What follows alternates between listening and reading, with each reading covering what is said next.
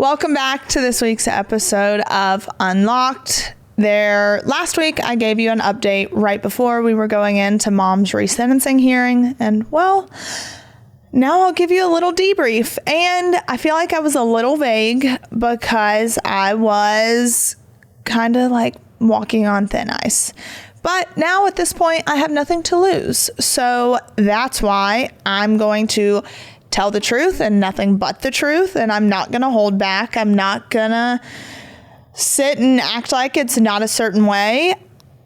I'm just going to tell you what I think and what occurred in Atlanta, in Fulton County, in the courtroom with this federal judge, because I feel like a lot of people are really shocked. I know that Entertainment Tonight put out a quote from the judge, and when they did that, press kind of went wild, and my publicist said she got so many phone calls from press outlets stating, like, please just let Savannah know we're so sorry. Like, a comment like this is just, it's baffling and it's uncalled for.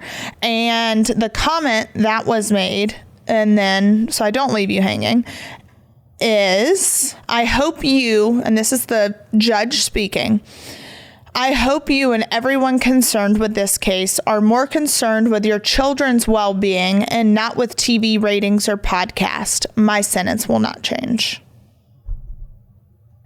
So that's who we're dealing with.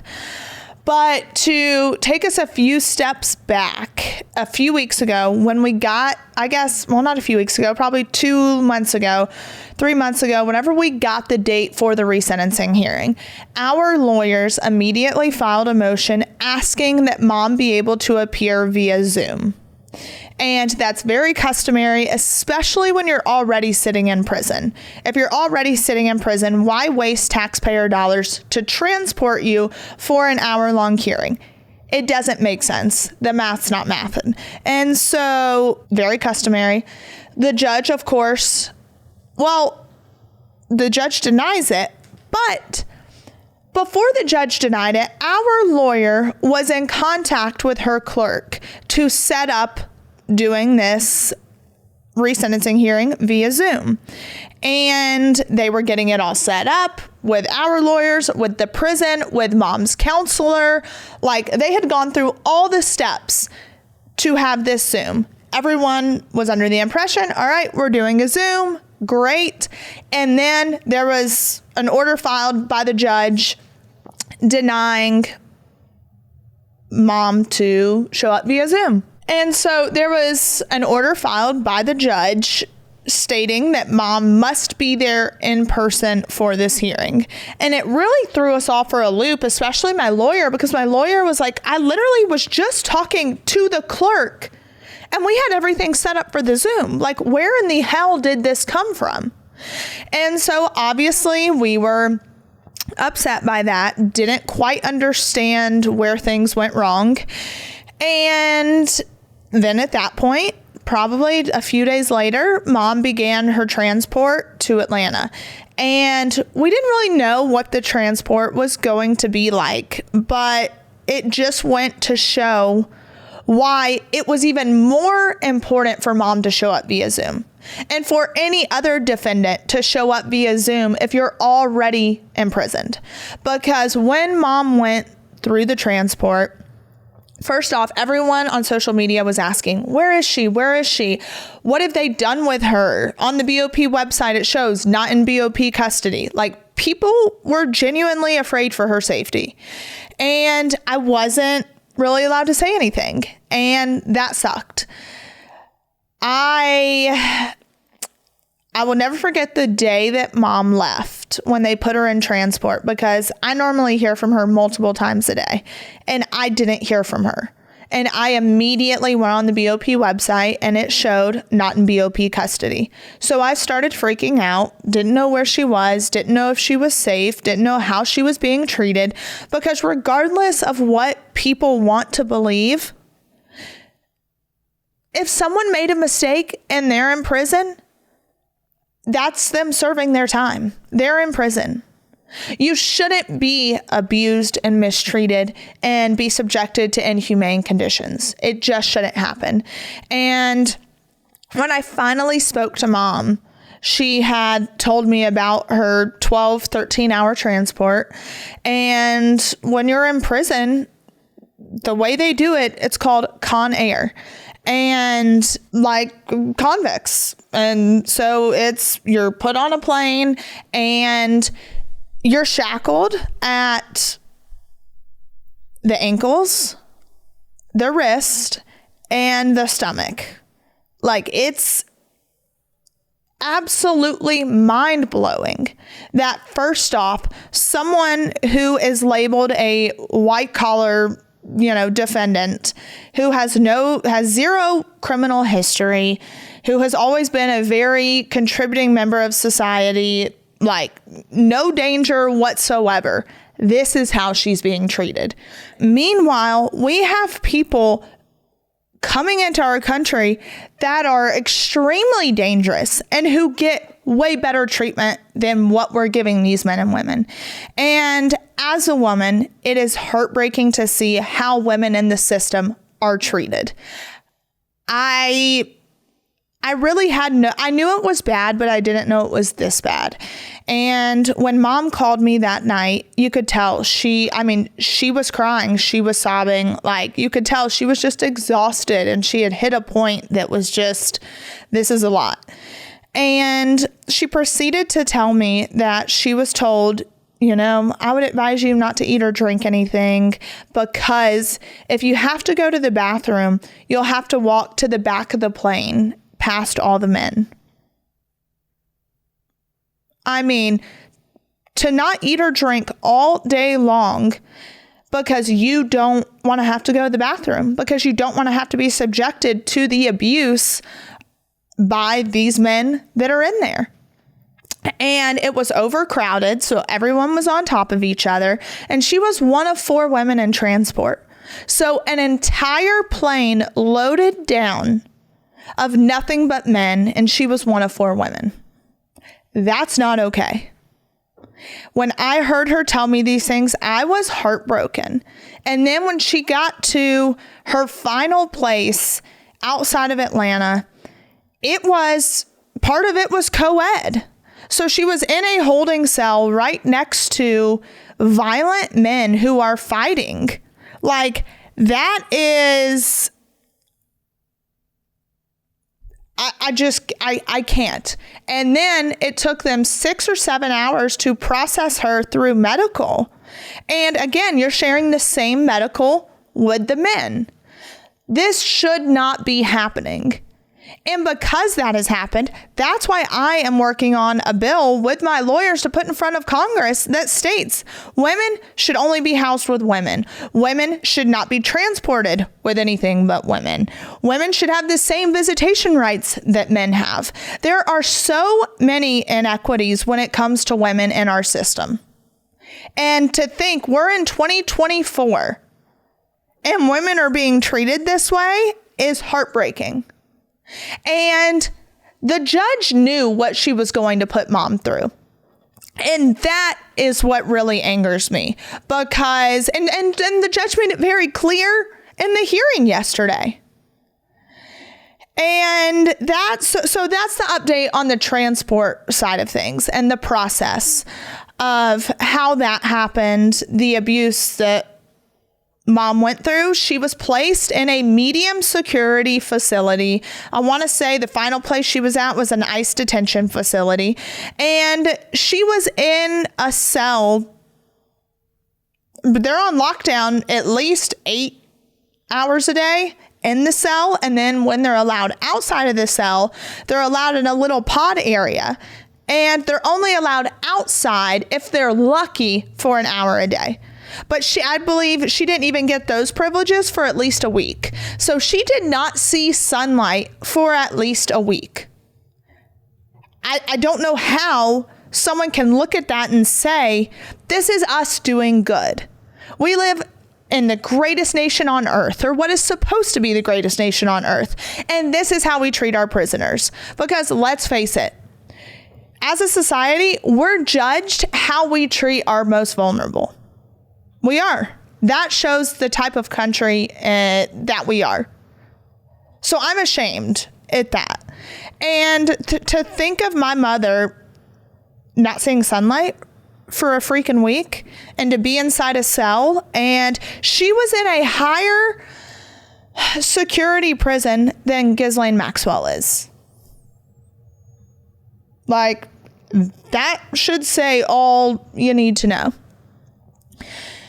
And I truly do believe that this judge, everything that she has done has been in retaliation. It has been in retaliation for us exercising our right to an appeal and being granted in part a successful appeal.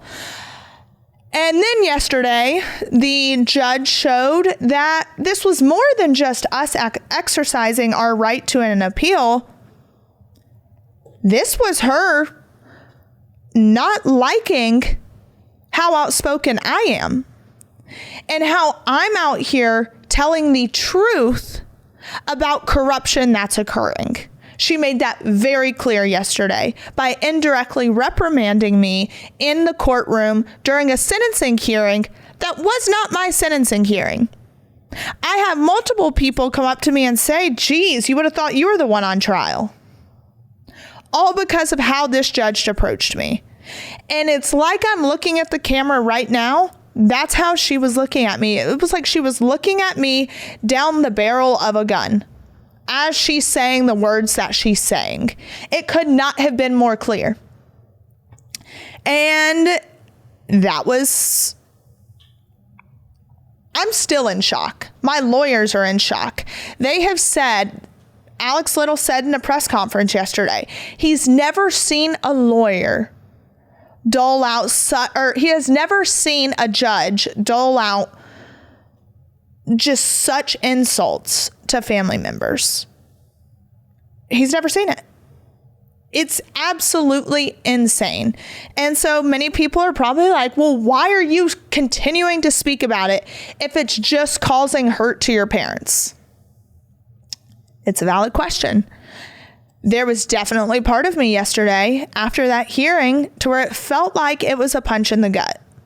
Because to think that I did something that harmed my mother's ability to be a free woman, that one stung really bad. But at the same time, when you sit back, I spoke to Mom. And everything that I've said has been the truth. I have never said one thing that I can't back up with documentation, whether it's photos, whether it's videos, whether it's audio recordings, environmental reports. I have all the things to back it up. And what's so frightening to me is the judge yesterday, she has unlimited power. So she chose to give my mother 84 months, the original sentence, even after taking away $12.5 million worth of fraud because they couldn't find it. And she still sentenced her to 84 months. That was her way of telling me, you better shut up because it's only going to get worse for you. And that should scare people. As a citizen of the United States of America, it should scare you that politicians are trying to stifle our free speech. And at this point, I have nothing else to lose. My mom's in there. My dad's in there. What do I have to lose? At this point, I have nothing to lose and everything to gain. Because all I want to do, never do I want to be disrespectful to someone, degrade someone, none of those things. So I'm not trying to do that when it comes to this judge.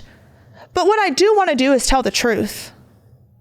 And I want to be effective in my truth telling. And I want my truth telling to lead to change and moments of growth and rehabilitation.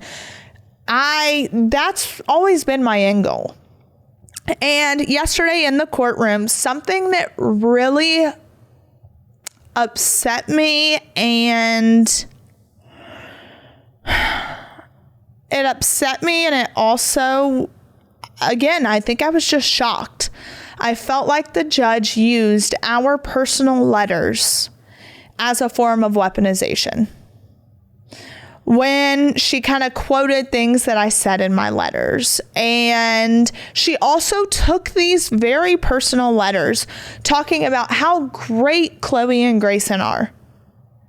She took that as a way of, well, I mean, the children are doing fine. Just because we're speaking about their resiliency doesn't mean that they're fine. Because in my letter, I actually spoke about how not okay that they are. And just to give you guys a little context, I printed the letter off because I wanted to read to you the types of letters that were submitted to this judge. And I'm going to read this letter, then I'm going to allow you to make the decision for yourself on how cruel and heartless this judge is and how she truly suffers from a lack of empathy. Hold on, I need some caffeine for this, Lord. Dear Judge Eleanor Ross, I hope this letter finds you well. First and foremost, I want to express my deep gratitude for your kindness in allowing my family the gift of that last Thanksgiving and Christmas together. It would have been within your power to separate us the day of sentencing, but you chose to delay it, giving us what would become our final holidays as a complete family for 7 to 12 years. I truly believe you felt the weight of that decision in your heart, and for that, I thank you sincerely. Today marks 617 days since my family was torn apart. In that time, the trauma and pain of separation have felt like a lifetime of punishment. I'm writing to you not just as a daughter, but as a 27-year-old woman now raising my younger brother Grayson and sister Chloe. The past 2 years have been unimaginably difficult. I know that God destined me for motherhood, but never did I expect to be placed in this role under these circumstances. I love Grayson and Chloe with all my heart, but no matter how much I provide for them, I know I can never truly give them what their mother can. Chloe, who has already experienced the pain of abandonment by her biological parents, now faces that same heartbreak again with the absence of my parents, her true parents. She asked me, "Do you think Mom will be home to teach me to drive? Or will Mom be here for my first high school dance?" Her questions are constant and the uncertainty is heartbreaking. Grayson, my sweet brother, tells me that I saved him, but the truth is, he saved me more times than I can count these past 2 years. We face the challenges of parenting together, navigating the struggles of school, home life, and simply surviving. But I feel the strain every day as I juggle raising them, fighting for justice and freedom for my parents, and trying to keep a roof over our heads. As a single woman running a one-income household, it often feels like no matter how hard I work, it's never quite enough. My mother has missed so many of the moments that define a family. Christmas, Thanksgiving, Easter, Chloe entering middle school and starting cheerleading, Grayson's last baseball season, senior year, prom, and now the college admissions process. All moments when children need their parents most. I imagine the joy you felt witnessing milestones in your own children's lives, and I hope you can understand the deep ache that fills my heart knowing that my mother has missed these with us. Chloe is struggling in school despite the resources I've tried to provide. Both she and Grayson wrestle with anxiety and depression that sometimes leaves them debilitated. I'm fighting with every ounce of my being to keep them from becoming another statistic, children of incarcerated parents who lose their way. They're brilliant, beautiful souls with the potential to change the world, and I don't want this world to break them. But I can't do it alone. I need my mother. We need her. Watching the treatment of my mom while she is incarcerated has been heartbreaking. The conditions are inhumane, especially for women. When you ruled that she must attend this resentencing in person, the abuse began. I just want you to know the conditions because I truly do not believe you've been privy to these things. My mother endured a 13-hour transport, told not to eat or drink because if she had to go to the bathroom, she would have to walk through a plane filled with men heckling her just to use the restroom restroom at the back. She chose to not eat or drink for the entire journey just to preserve what little dignity she had left. Since then, she's been transferred from facility to facility, allowed outside for only an hour a day.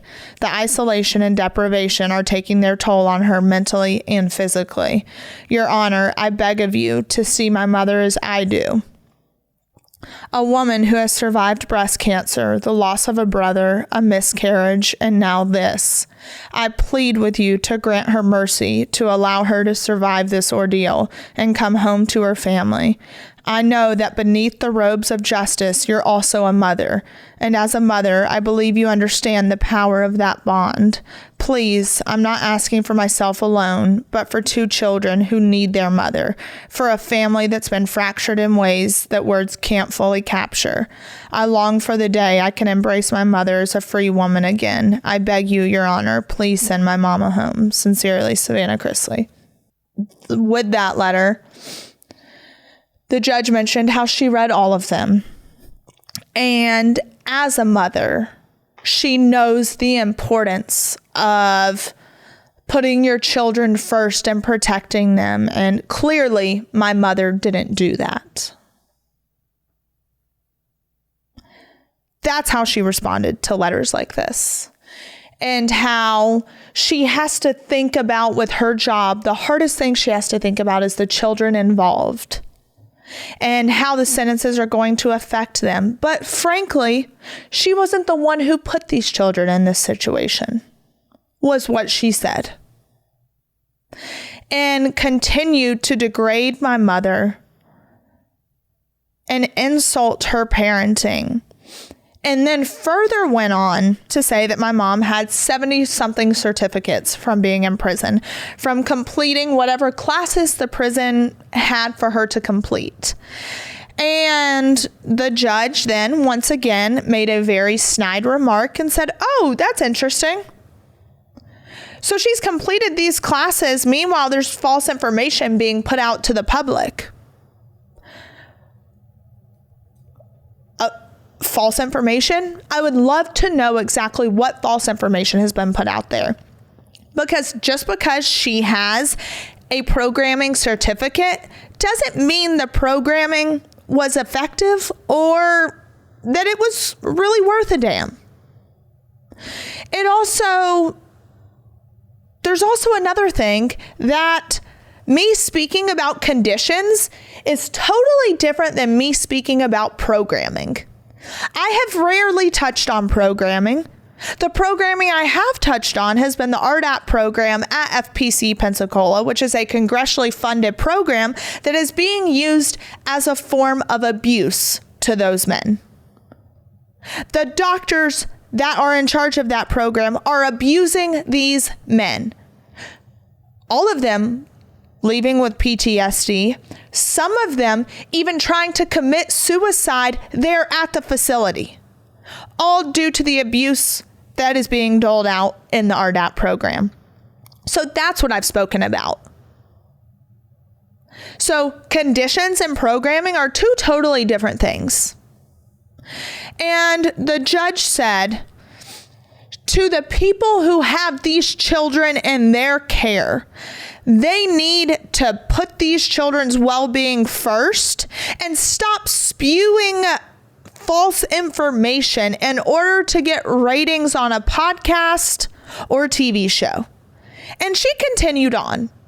And we have ordered the transcripts from the resentencing hearing. So when I get them, I will read it to you word for word exactly what this judge said. But it was uncalled for. And to question how I am raising these 2 children, that's not something I take lightly. Because I do everything in my power to make sure that these children are fed, safe, as happy as they can possibly be in a situation like this, mentally and physically safe. And I provide all that I can. They're in therapy every single week, and that is something that the judge, once again, used as a form of weaponization. because she spoke about 2 letters that were written by a child psychologist and stated, well, most kids in this position, they don't have the resources or luxury of going to therapy.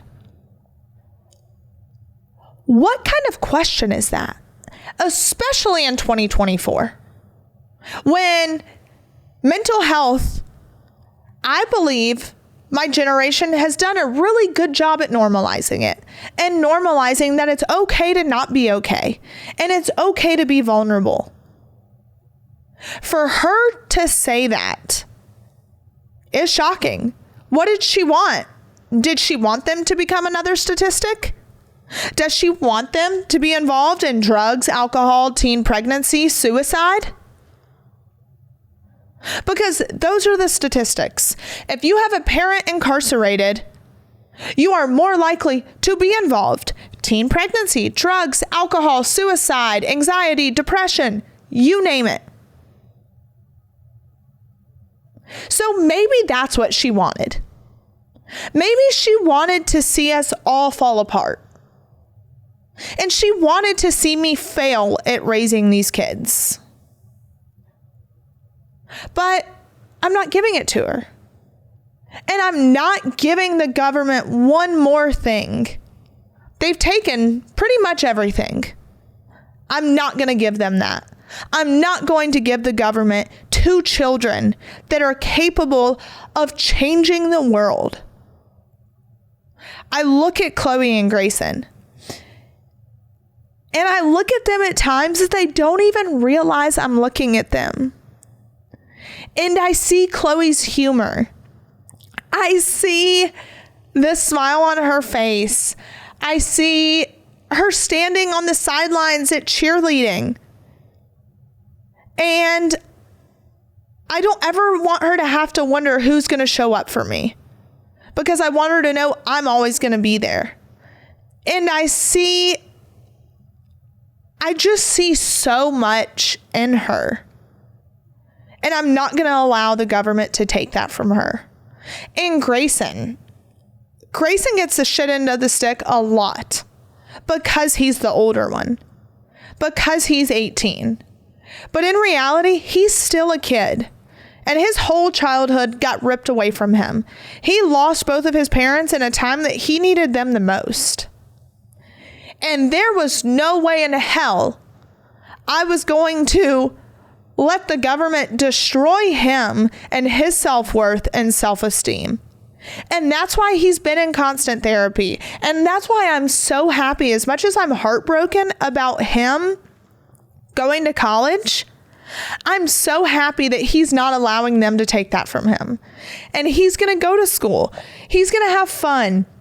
He's going to make mistakes. He's going to bounce back from them. And he's going to have a career in something that he's truly passionate about. So maybe the judge wanted to see none of that happen. But it's happening. And this has become a very personal attack on my family and me. And when you start looking into the judge's record, I don't find it to be a coincidence that she's voted against everything that I stand for and that I've been outspoken about. And I truly do believe the fact that I spoke at the RNC, I believe that hurt us. I also believe me exposing the corruption has hurt us. And she's using my right to free speech to justify her decisions. And that's not okay. So there also was, I just wanted to point out too some facts for you guys, because a lot of you are asking for some facts about the case. And one thing that I want to, for people listening that are under the impression that your parents are criminals, they stole $36 million, they should rot in prison, they're terrible human beings, I just want to point out some facts to you. The government started with a loss amount of $36 million. And then it dropped to 17 million in the snap of a finger. And now it's down to 4.7 million with my mother. Again, anyone that can think logically knows that no one's going to go from 36 million down to 4.7. That just doesn't make sense. But the reason they did was because they know they didn't have the evidence to back it up. That's why they didn't fight it. And when it comes to my mother, her name was not on a single bank loan. The only reason the government came after her is because they said, and yesterday in their own words, she benefited from it. Make that make sense. She's in prison because she benefited from it. Because she paid off some loans. Paying off a loan is not fraud. That's like you being an assistant for someone and you dropping off a check to the bank to pay off a car note or a mortgage loan or line of credit. But you go down because you're the assistant that dropped off a check. That's not right. And for her name to not be on a single loan document and for her signature to not be on a single loan document, that is screwed up beyond belief. And let's not forget the full immunity that the government gave to Mark Braddock in this case, who was my dad's former business partner, who admitted on the stand to falsifying documents, forging their signatures, being in their emails, tapping their phones. You name it, he did it. So in our lawyer's sentencing memo, you can find all of these documents online, pacer.gov, I believe. You have to create an account, but all of these things are public. This episode of Unlocked is brought to you by Progressive Insurance. Let's face it, sometimes multitasking can be, overwhelming. Like when your favorite podcast is playing and the person next to you is talking and your car fan is blasting, all while you're trying to find the perfect parking spot. But then again, sometimes multitasking is easy, like quoting with Progressive Insurance. They do the hard work of comparing rates so you can find a great rate that always works for you, even if it's not with them. Give their nifty comparison tool a try, and you might just find getting the rate and coverage you deserve is easy. All you need to do is visit Progressive's website to get a quote with all the coverages you want, like comprehensive and collision coverage or personal injury protection. Then you'll see Progressive's direct rate, and their tool will provide options from other companies all lined up and ready to compare, so it's simple to choose the rate and coverages that you like. Press play on comparing auto rates. Quote at progressive.com to join over 29 million drivers who trust Progressive. Our lawyer states, the government has agreed that the facts support a reduction of the loss amount by over $12 million, which amounts to a 70% drop. The new sentencing guidelines also give Julie a 2-point reduction due to her lack of criminal history. Yet, the government asked this court to impose the same 84-month sentence it imposed with a $12 million higher loss amount and no 0-point offender reduction. In doing so, the government asked that this court walk back the approximately 30% variance it granted Julie at the 2022 sentencing hearing and ignore the 10% reduction the court gave to her co-defendant, Peter, solely for the 0-point offender reduction. For her part, Julie asked this court to impose a sentence consistent with the guidelines reductions and variance it ordered in 2022. Due to her age, health, the minor children, the caretaking of the older parents and mother-in-law, and the 20 months that Julie has been incarcerated, she has aged, her health is further deteriorated, her minor children suffer from the absence of their mother, and her parents and mother-in-law are sicker. Almost 2 years later, the need for a downward variance has only increased. There are new facts that call for a variance, which the court could not have previously known.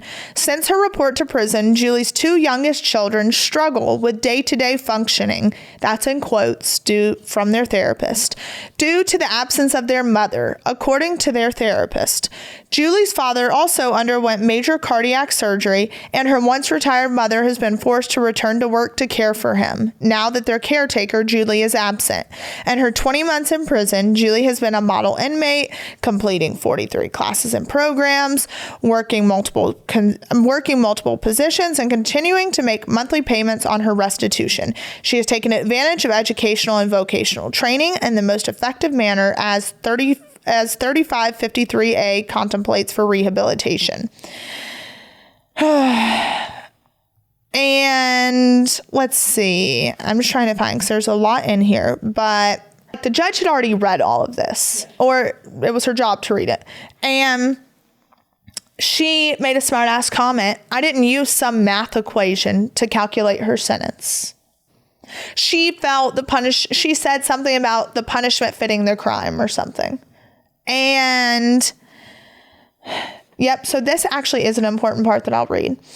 Julie and the government agree that her offense level is 4 points lower than in 2022, resulting in a guidelines range of 78 to 97 months. Granting Julie a variance similar to the one she received in 2022 would result in a sentence of 60 months.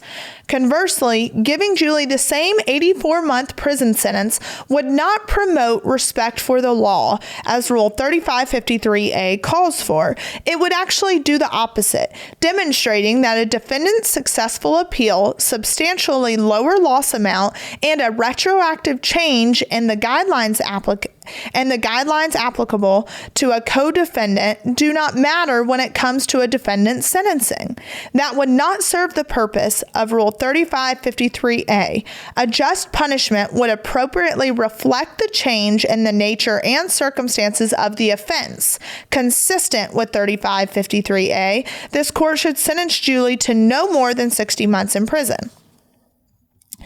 And that right there just goes to show, that it's all because we exercised our right to an appeal. And he put a lot of arguments in here. And one of the arguments he states are, after United States versus Booker, and this was in 2005, the overarching legislative command for district courts at sentencing is that a sentence must be sufficient, but not greater than necessary, to comply with the sentencing goals mandated by Congress, including punishment, respect for the law, and deterrence. A sentence of no more than 60 months in this case meets that directive. And so he lays out how she should calculate it based off how she calculated it the first time. And then he goes on to say, let's see, for the history and character of Julie Chrisley. If ever a man is to receive credit for the good he has done and his immediate misconduct assessed in the context of his overall life, it should be at the moment of his sentencing, when his very future hangs in the balance. United States versus Adelson. That's how one district court aptly summarized the importance of a defendant's history and characteristics as part of the 3553A analysis. This elementary principle of weighing the good with the bad, which is common to all great religions, moral philosophies, and systems of justice, was plainly part of what Congress had in mind when it directed courts to consider, as a necessary sentencing factor, the history and characteristics of the defendant. As the court is aware, the crime for which Miss Chrisley was convicted is an aberration in her otherwise law-abiding life. For over 20 years, Miss Chrisley has devoted her life to serving as the mother of 4 children while balancing her career as a real estate agent. Her 4 children include an adopted 11-year-old granddaughter whose biological parents were unable to care for her due to their struggles with drug addiction and incarceration. Since the first day of her incarceration, Miss Chrisley has worked to better herself as an inmate and citizen and is poised to seamlessly re-enter society upon her release. During her 20 months in prison, Miss Chrisley has served as a model inmate. Continues to go on all about what she's done in prison. And then goes on to say, as the court knows from the initial sentencing hearing, Miss Chrisley has faced substantial hardship and has suffered tremendous loss throughout her life. She lost her only sibling, suffered a miscarriage, survived breast cancer, and underwent a radical hysterectomy. Yet she has steadfastly remained active in her community, using her platform to raise awareness for various causes and helping others in need, including fellow breast cancer survivors through the Susan G. Komen Foundation. Miss Chrisley is the only surviving child of her two 70-year-old parents, a retired minister and once retired bank manager. Due to Miss Chrisley's absence, her parents have no caretaker. Continue to go on and on and on. And then he talks about the purposes of sentencing and the collateral consequences of conviction and how judges are supposed to take this into consideration. And there are cases that show that: United States versus Stewart, United States versus Pauley. They're all there. And it talks about the collateral consequences. And in fact, one federal court has noted that there are nationwide nearly 50,000 federal and state statutes and regulations that impose penalties, disabilities, or disadvantages on convicted felons. Also talks about the monetary aspect it has on it, public image, you name it. And you're supposed to take these things into consideration. And the judge didn't do that. So the judge, in my opinion, did not issue a sentence that fit the crime by any means. And we're going to continue to fight it. Your mom has obviously maintained her innocence the whole time. Mm-hmm. And that's what everything's been built on. Where did the apology come from yesterday? So the apology yesterday, the prosecutors, and that's what a lot of people don't realize, is in a situation like this, you've been found guilty. So to the public, you're guilty. To the courts, you're guilty. And so you have no choice but to really play into that. And yesterday, Mom didn't say, "I'm so sorry for doing all these things and blah, blah, blah." That's not what she said. She said, "I'm sorry for everything that led up to today." Or, "I'm sorry for any actions that led up to today."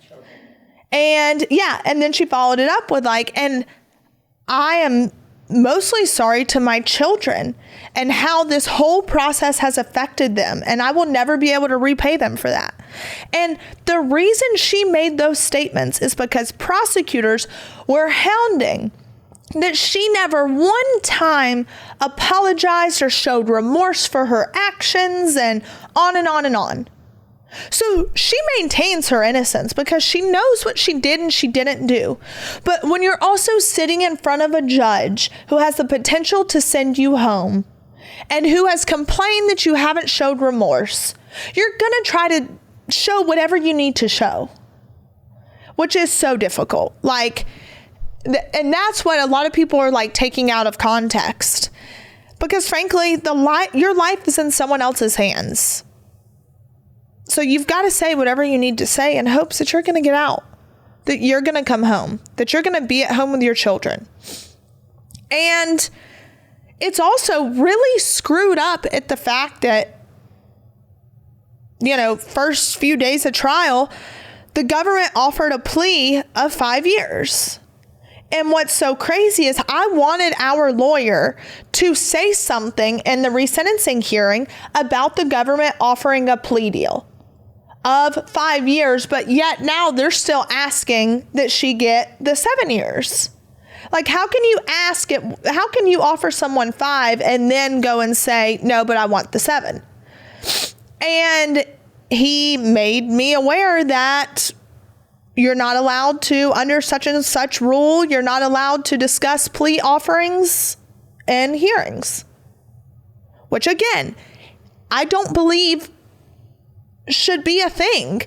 When it comes to courts, and especially federal courts, I believe that in federal court, there should be cameras, there should be audio recordings. It should be open to everyone, the media, the public. We should be able to document everything that goes on because our system is so corrupt, and there should be nothing but openness and what's the word I'm looking for? Like transparency. Like there should be nothing but transparency in these hearings. So there's so much that goes through my mind that needs to be changed. But when it comes to Mom's statement, her statement was from the heart. Her statement was her missing her children and wanting to get home to her children. And it was also the first time she was in that courtroom without my dad. So that was tough. If you had to strip away the next step Savannah, the action-oriented Savannah, what do you actually feel? And what did you actually feel when they said it? I don't know if I have the capabilities of, yeah. It's how I've been my whole life. So it's like everything has always been like, yeah, this sucks, but let's get over it. Let's fix it. Let's figure out what we can do to change where we're at. Because I have to do better at having more empathy for people who are struggling with certain things. Because I look at it as, all right, well, this sucks, but I'm not going to let it get me down. I'm not going to let it, I'm going to figure out how to fix it. So there is no other way for me to feel than to be action oriented. Like that's my way of just this. If anything, yesterday showed me how much change needs to occur and how Congress needs to truly look into these things and look into term limits, look into incarceration and how people are treated, look into the sentencing guidelines that Reagan left us and see how they don't fit in 2024. And when you look at the sentencing guidelines and how you get extra points for sophisticated means, sophisticated means should be detailed out. It shouldn't be at the discretion of a judge. These judges have way too much decision making. And so when you look at sophisticated means, they charged Mom they gave her additional points for sophisticated means by using email. Email is not for me, it's sophisticated means, but for a normal person, email is not sophisticated means. Sophisticated means is having an offshore bank account here to transfer money there, to then transfer money to another country, then a loophole here or there. That's sophisticated means. So there's so many things within the sentencing guidelines that people have to look at and pay attention to, and they have to be reformed because this is putting the rest of people's lives in danger. And it's leading us to a place and time to where the sentencing does not fit the crime whatsoever. And so it's I have to look at things like that. I have to look at all the bad and be all right, but look, this is what it's taught us. This is what we need to try to implement. This is what we need to try to change and go from there. I was looking up some things last night because obviously the code of conduct for United States federal judges. And it says a judge should be faithful to and maintain professional competence in the law and should not be swayed by partisan interest, public clamor, or fear of criticism. A judge should hear and decide matters assigned unless disqualified and should maintain order and decorum in all judicial proceedings. It also states that a judge should be patient, dignified, respectful, and courteous. Well, last time I checked, she suffers from a lack of all the above.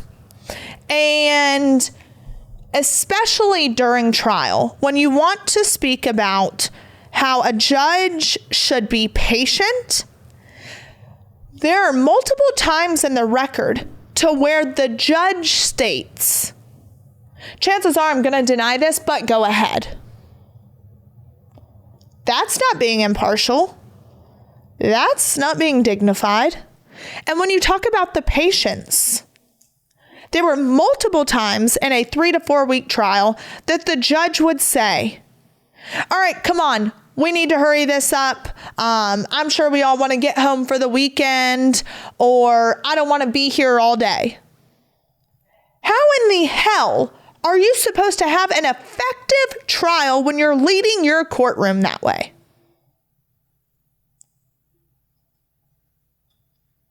You don't.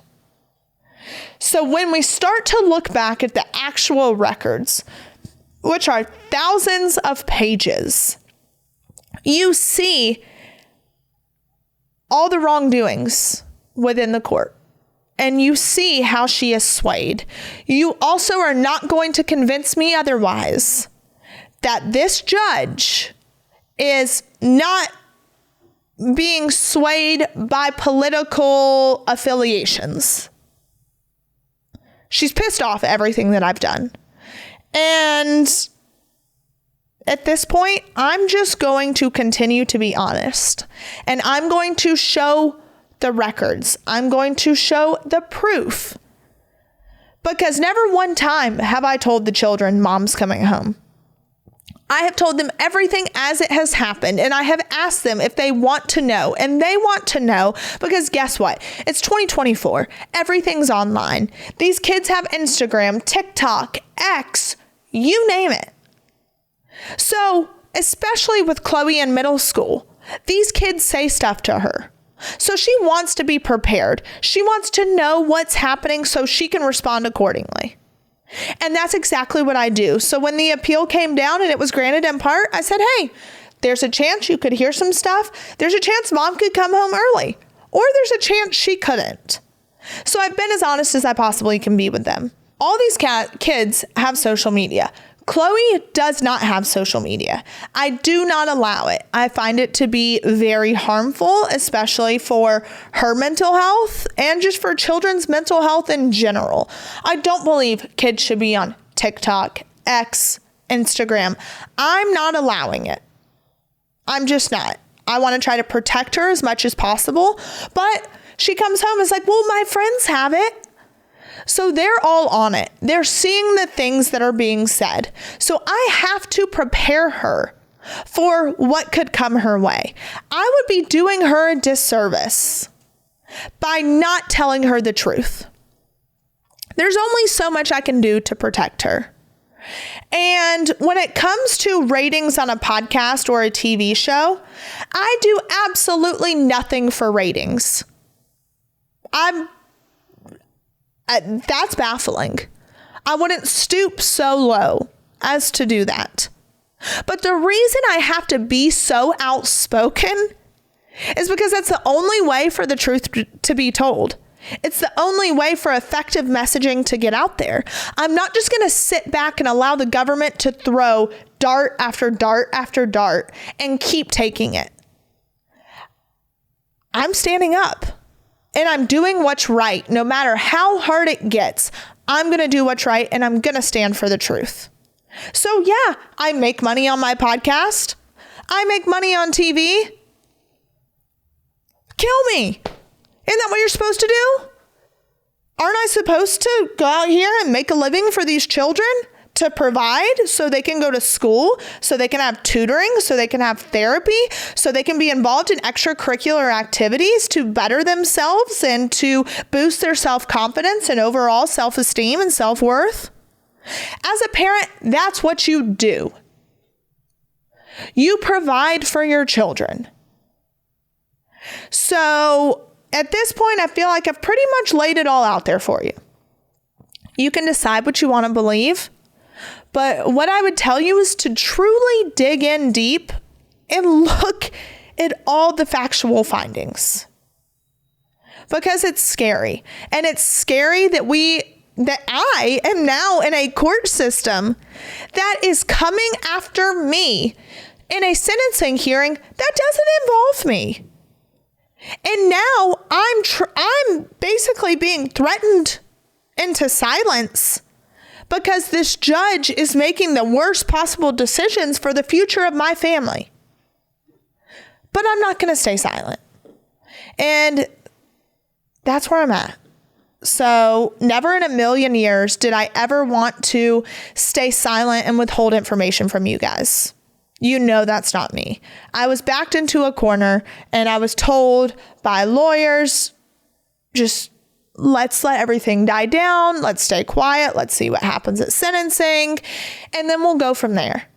So I had to listen to what they were saying. But I will always be 110% honest with you and forthcoming with information and tell the truth even when it hurts. So I just want to thank you for showing up for me and my family and supporting us throughout the years. And yesterday, I saw so much love and support and anger from fans and people who truly love us, who believed that my mom should come home. And all that I would ask is for you guys to keep fighting with me because I can't do it alone.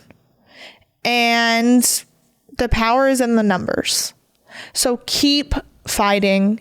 It's going to be worth it in the end, I promise you. And I'm not giving up. So the next steps, and I'll leave you with this. The next steps are we are filing our notice of appeal either today or tomorrow.